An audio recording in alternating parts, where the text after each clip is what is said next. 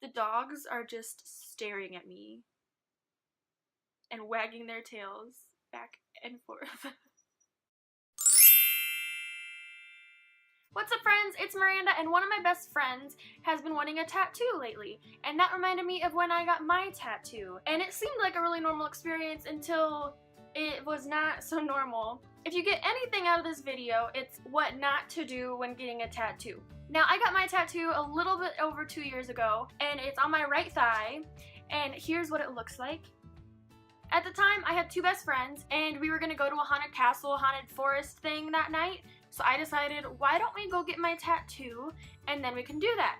That afternoon, I called the place that one of my close friends gets all her tattoos and asked them if they had anyone free to give me a tattoo later that night, and they said, sure, come on in and we'll have the guy that will do your tattoo. Well, I go there and they have two locations. I went to the one that I had called and they had said that, like, yeah, we'll give you a tattoo here. And they said, actually, the guy that's gonna give it to you is at the other place, so why don't you go there and get it done? That should have been, like, my first no. Well, I get there and the guy asked what I wanted, and I told him I wanted, like, a watercolor type thing, and he said, oh yeah, I love doing watercolor tattoos, like, you got the right guy to do it. He puts the stencil on me, and I was smart, and I didn't want to, like, take my pants off in front of a stranger, so I wore, like, a maxi skirt that has, like, a huge slit down the side, so I didn't have to take off my pants in front of him because I think that would have been really weird. Maybe that's just me, I don't know. So he puts the stencil on, I look at it, I love it, and he says, well, let's go ahead and start. I have a really low pain tolerance, so I already knew that I was gonna be in a lot of pain the entire time. I just didn't expect that much pain. After a while, it started to not hurt because my leg was numb, but then, like, the vibration of the gun, like, got in my head and it, like, freaked me out for some reason. So while he's tattooing it, I'm laying down, obviously, because it's on my thigh, and, like, sitting up, it would be harder for him to do it. So I sit up at one point and I go, I wanted that blue, it's purple. And he goes, it's not purple, it's the blue mixing with your blood turning purple.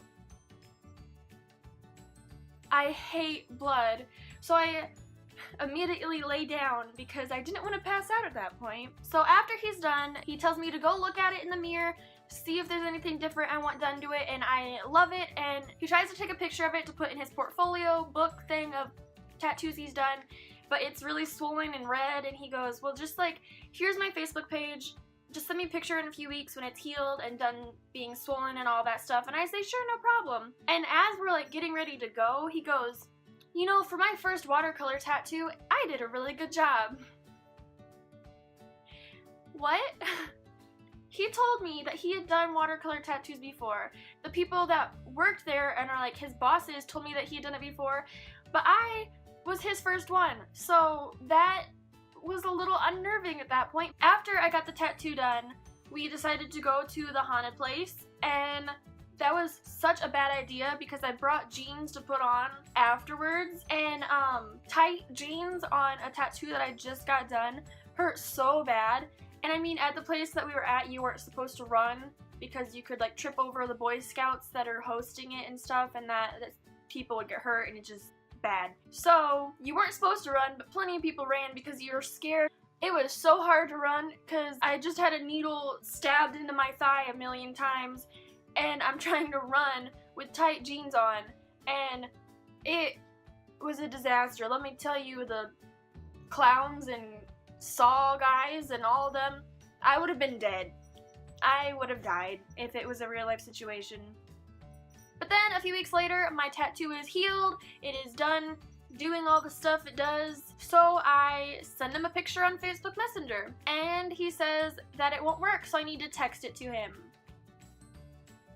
Why I didn't think then that that was a bad idea, because why would it have not worked to send to his Facebook Messenger? Another red flag. If it's not loading on Facebook, sorry, I shouldn't have sent it to him again, but I was trying to be a good person, and I was like, he worked really hard on this tattoo, I'll text it to him, no big deal. Why did I do that? So I was trying to be a nice person. I texted it to him and he said, "Thank you so much, it looks great, but I think I could touch up a little bit on it if you wanted to come in and get it done." Most places when you get a tattoo, if you don't like it or like you need a little touch up on it, you can go in and they'll give you a touch up for free, so I thought it was no big deal. Well, I told him like, I don't know if I could right now, but like maybe in a few weeks. And he said, "Well, if you do decide to get it touched up, you're gonna have to come to my house because I got fired from the tattoo parlor." In my head, I'm going, okay, what would you have had to do to get fired from this place? So I very politely said, "Oh, I'm sorry, why did you get fired?" And he proceeds to tell me that he got caught selling drugs to his customers. What? Okay. So immediately I'm thinking, okay, cool, so I can't go get this touched up. No big deal, it's whatever, I still love it. He tells me that if I wanted it touched up, he would still do it, but I'd have to go to his house. Yeah, his house. No. No. First off, you got fired from a place for selling drugs. Second off, you had told me about your new wife while you were giving me a tattoo. Third off, I've met you once. I'm not coming to your house so you can tattoo my upper thigh again. No, I'm not gonna go to some guy's house so he can tattoo me. So I tell him, no, that's okay, like, I love it, it looks great, I don't need it touched up. Then he tells me, "You look like you're a girl that could use some piercings." I already have my ears pierced once, and I've got my belly button pierced. I don't really want any other piercings, and I told him that. And he said, "Well, I mean, like, you could get something else pierced, like, that people wouldn't really notice, and it'd be just kind of for you." And I'm like, "Oh, I've already got my belly button pierced, like, just told you that." And he says, "I mean, something lower." Who says that to someone? That is not a normal thing someone says to anyone. So I tell him, I don't think I'd like that, like, no thank you, but thanks for the offer. And he says, no one really goes into it thinking they want it. It's just kind of a trial and error thing. You get it and you like it, or you get it and you don't.